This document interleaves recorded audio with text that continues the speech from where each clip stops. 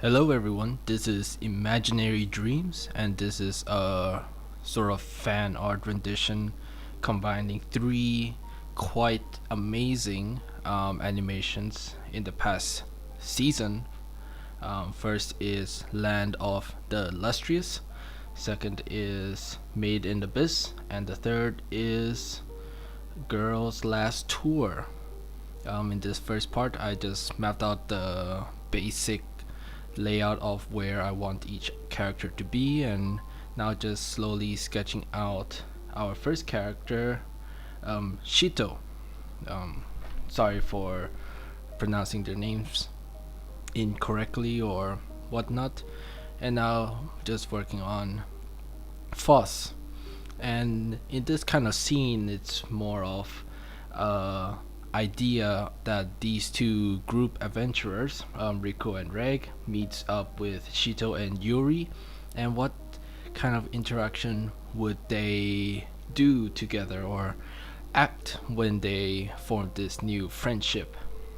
And in this case, they're in the cave and they stumble upon this unique artifact that seems to glow mysteriously.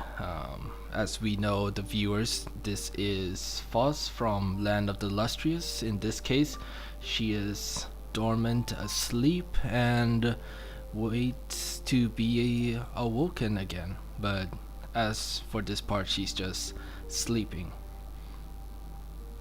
In this case, it's just most likely Rico and Shito would most likely enjoy each other's company. They both are quite intellectuals. Shito likes to document things in her book. As talked about in the series, she doesn't have to remember things in her head if everything is written down. So in this case, finding such a unique object, she would be taking notes down, trying to describe it in great detail of what she's seeing. As for Shito, she might, as for Rico, she might be using her tools to try to poke at it and see the hardness of this stone, or do some kind of taking notes as well. But since Shito is doing the notes, I wanted Rico to do something else, so just giving her some chisel and hammer to possibly be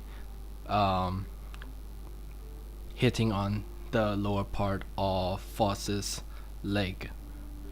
As for as we know, Reg is more of the protector, and so he's just looking over and making sure that this thing that they're uh, learning or experimenting on isn't gonna attack, so he's just cautiously looking over.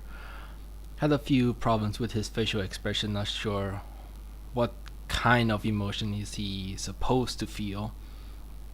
As for Yuri, I don't know if she's gonna be really interested in something like this. I'm pretty sure when she first meet Rico and Reg, she might be more fascinated at Reg, seeing that he has a really cool helmet. So she would just trade it in with all her stuff, including her own helmet and gun. Reg, of course, wouldn't really care, just holding it by his side. And Yuri's just having fun with Reg's helmet. If only she knew that Reg has a giant cannon in his hand, but that might be something I would like to draw on another day. But talking about the show a little bit more, I first saw Made in Abyss and absolutely loved their backgrounds, drawings, and just almost everything about the series has been quite good. A few bumps during the middle stages where the show kind of slows down. A little bit unfortunate, but no show is perfect. All of these three series actually have quite good soundtracks for people to listen. And as for Made in Abyss, my favorite soundtrack, and I think a lot of people's favorite soundtrack, would be the Hanezeve, Caradhina, I think is the pronunciation. I don't think it's an actual language, but just sort of a made up language to give it a flow, and anyone who listens to this song would just inherently put in their own definition into the song based on how they're feeling while listening to it. I don't really remember that type of song, but I know another Italian musician who also compose pieces like that, where the word spoken isn't a real language and it actually sounds very pleasant and peaceful. As for Girls' Last Tour, I didn't really get to listen to their soundtrack, but uh, unfortunately, a lot of their soundtrack actually didn't really stand out or are as memorable due to them not really playing it too many times. Unlike Made in Abyss, you see uh, if you see Rico's mother, you just hear that soundtrack every single time, and so you just know how to feel, or you just recognize just by listening to the soundtrack itself that, oh, this is her like piece, this is his piece, that kind of situation.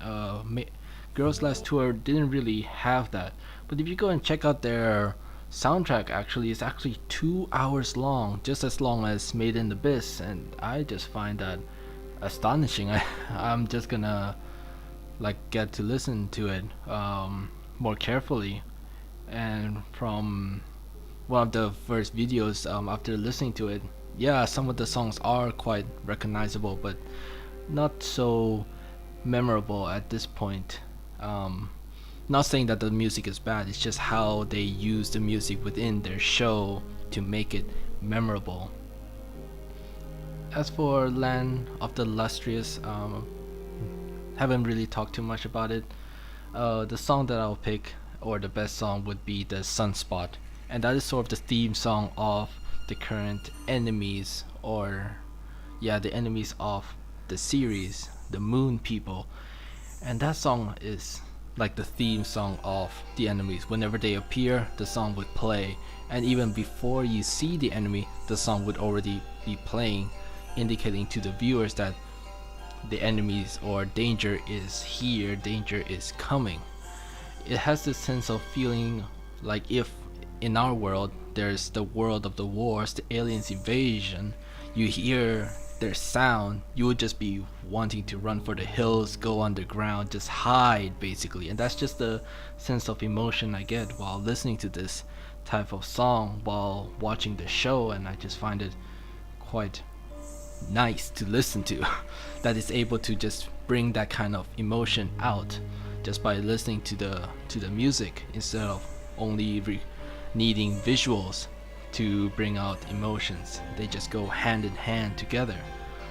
Another interesting thing is that if you look at to the Moon's People perspective and listen to the song that way, in their perspective, it sounds almost like a celebration, a traditional type of course the whole song itself is very traditional, with like traditional instruments, traditional Japanese instruments playing.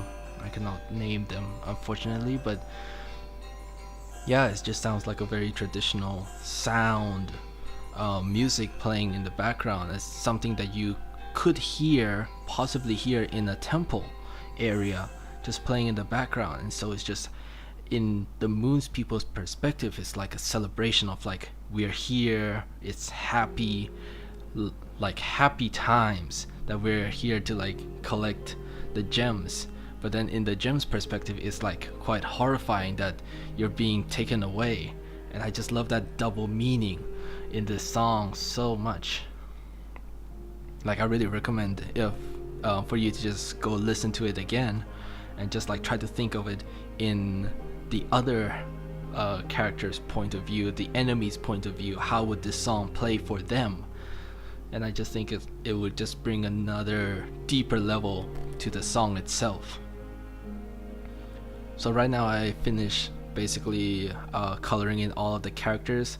At the end, I'm only happy with Rico's drawing. The other characters will have their own small problems here and there that I'm not entirely satisfied of, but small improvements here and there. now just working on the backgrounds and the few lightings, giving it a more vignetting and darkening the corners so we can focus on the center area and giving it that final glow from our light source from the lamp, and letting Foss also glow a little bit since she's a gem herself. I would really recommend you guys, if you haven't not seen Land of the Lustrous, Made in Abyss, Girls Last Tour, just take a watch. They're all sort of different, though I would say Girls Last Tour and Land of the Lustrous are very slice of life kind of shows, so they're like a little bit similar that way, but then their settings is absolutely different, and I think you'll get entirely different experience just by watching these three shows. And with that said, I'll hope to see you all next time. Have a nice day. Bye.